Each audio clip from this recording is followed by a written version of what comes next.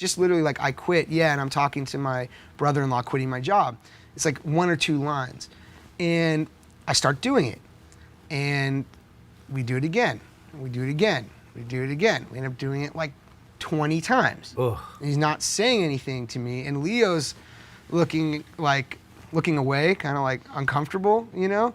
Because it's like, he doesn't understand before, either. right? Well, he Yeah. doesn't understand either. It's like, he's just like, well, obviously we know something's not working because or else we would have moved on ages ago, right?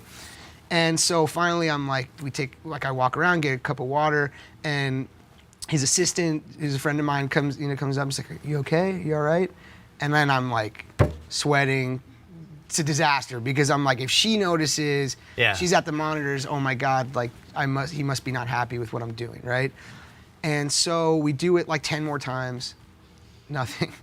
I'm freaking. So you've done it like 30 times and I'm at this freaking point? out. Yeah, I'm like freaking out. Like, and he's like, all right, everyone, let's like take a break, and everyone leaves, and he's like, kid, come here, come sit with me, and we go to the monitors and we sit, and for about 20 minutes he just reads the newspaper, and I just sit and stare at the wall, and I'm like, what the fuck is going on, you know?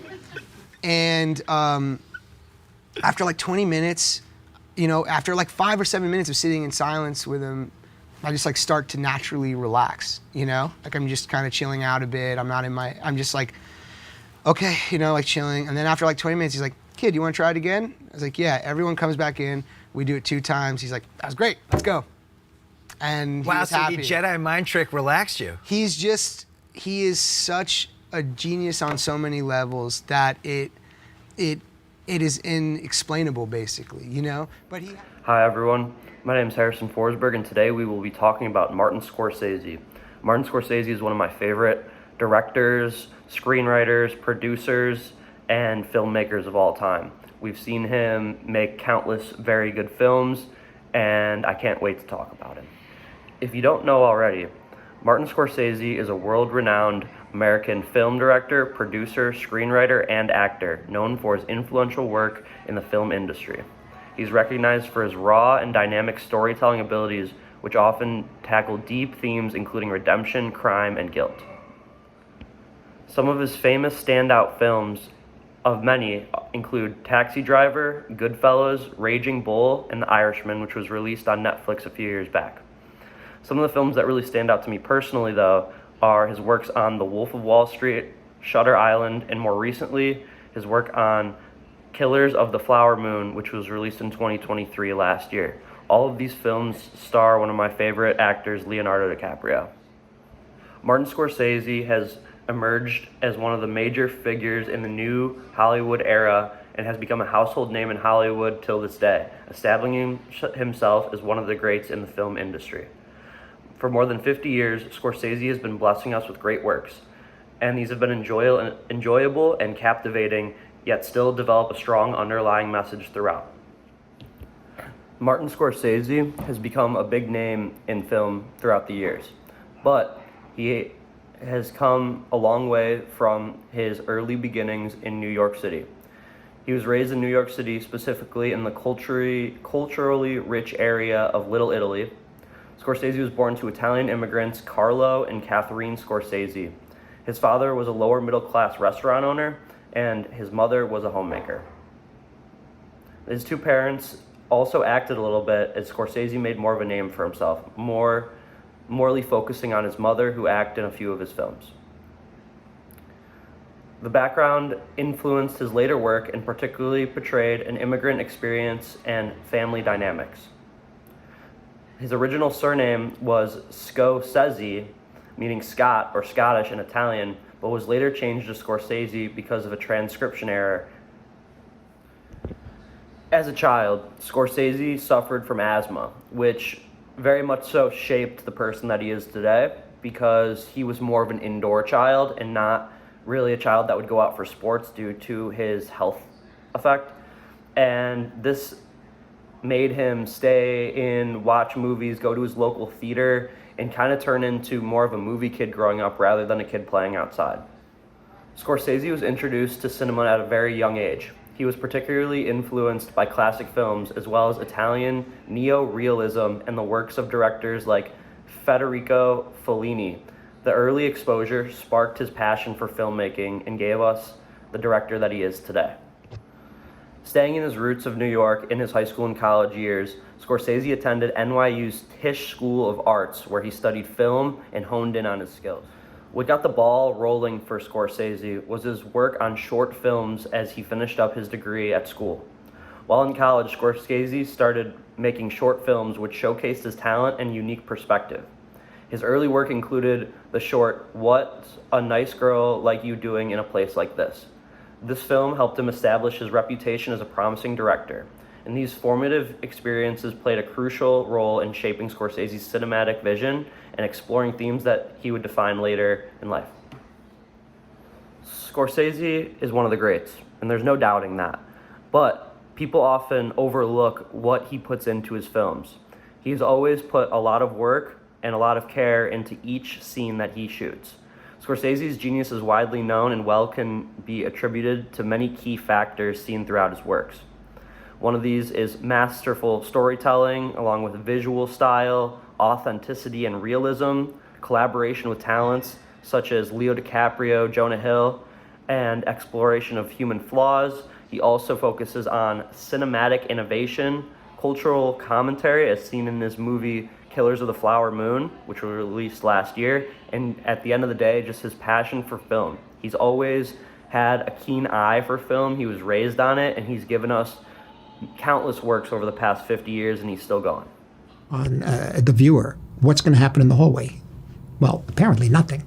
That was the first shot I came up by. So that's the style. There's another thing, too, where the taxi pulls up at the beginning of the film into the taxi garage. Taxi is coming in, we're panning with it as it comes in. And normally it goes this way and the camera would pan with it and it stops. Well, as it came in, I went the other way. And as we rested, the car came in and stopped. Wait, I'm supposed to be looking at the car. No, we're going to go another way. And so every shot, as much as possible, was designed to be slightly disconcerting, but ultimately satisfying. That was the philosophy of the shooting. A big standout detail in all of Scorsese's films is his masterful storytelling abilities. Scorsese has an exceptional ability to show intricate narratives that dive into complex themes such as mortality, identity, and the human condition. His characters often grapple with internal conflicts, making them relatable to the audience and also compelling for them to watch. Scorsese has also had a very great visual style over the past few years. He has always shown a deep regard for dynamic cinematography, innovative editing techniques, and meticulous attention to detail. In many ways, he likes to break the rules of shooting by doing the opposite of what you may expect, and also times doing misleads to distract and throw off the audience. He also has a very keen eye for detail, which focuses heavily on lighting and mood of the scenes he shoots. Scary and gloomy scenes might be dark, whereas bright scenes might be a little more happy. He also has been shown to use music, particularly integration of popular songs, that adds emotional depth and enhances his storytelling abilities. On top of this, Jonah Hill has been quoted multiple times saying that he will redo a scene 20, 30, 40 times just to get the shot that he feels is right for the film that he's shooting. Scorsese also has a deep look at authenticity and realism throughout all the films that he makes. Scorsese often draws from his own experiences and cultural backgrounds, lending authenticity to his films. He portrays characters and settings that reflect realities of urban life, as seen in The Taxi Driver. Particularly, this focus surrounds Italian-American, Roman Catholic, and immigrant or minority communities. By tackling real concepts that he's lived through, his films have a certain seriousness while also keeping the viewer thinking and glued to their seat. On top of his great storytelling and visual effects, he also collabs with some of the best talent that we've seen in recent years.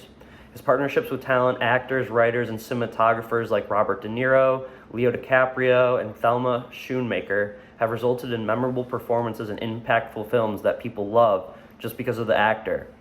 These collaborations often elevate his work to new heights and give his films greater outreach to more individuals. A person may know nothing about the director going into the movie, but it might be starring their favorite actor, and this person may fall in love with the film without even knowing that Scorsese put his heart and soul into making this a great work of art. Human flaws is one thing that we can all see in ourselves. Scorsese isn't afraid to explore the darker aspects of human nature. His films often focus on flawed characters, revealing the vulnerabilities and consequences of their choices, which adds a depth and complexity that many other directors can't match. He also includes cinematic innovation in all of his films. He continuously pushes the boundaries of filmmaking, experimenting with form and technique. His use of slow motion, voiceover narration, unconventional narrative structures has influenced countless filmmakers. This is highlighted in his film The Wolf of Wall Street, as it follows Jordan Belfort's as he narrates what he's doing countless times throughout the introduction of the film. This gives it a good feel that the actor is talking to the audience while also telling the story and moving the plot forward. My last note is his cultural commentary and his passion for film. Many of his films offer a critique of society, examining issues of crime, power, greed, and the pursuit of the American dream. His passion for film is also heavily seen throughout all of his works. Scorsese's love for cinema is evident in his advocacy for film preservation and education. His dedication to art form has inspired many and contributed to a greater appreciation of film history, as seen in his multiple awards and many people saying that he's one of the best filmmakers of all time. In conclusion, Martin Scorsese is nothing short of a legend. He's won countless awards, including Grammys, Cannes Best Director Awards, Golden Globes, Director of the Year, a Lifetime Achievement Award, award for Best Film on Goodfellas, and a Palme d'Or. He's one of the best to ever do it, and he's one of my favorite directors, and I'm here to watch pretty much everything. As much as his most recent film, Killer of the Flower Moon, didn't get the best reviews, I went and watched it. I watched it again. And as you watch these films, you notice more and more about how much he puts into everything that he makes. Hey guys, thank you so much for watching. This was my project on Martin Scorsese. If you haven't seen him, please go out and watch any of his films. He's got about 50, it feels like. And I hope this gave you a greater, deeper knowledge on what a great director and filmmaker he is. Thank you.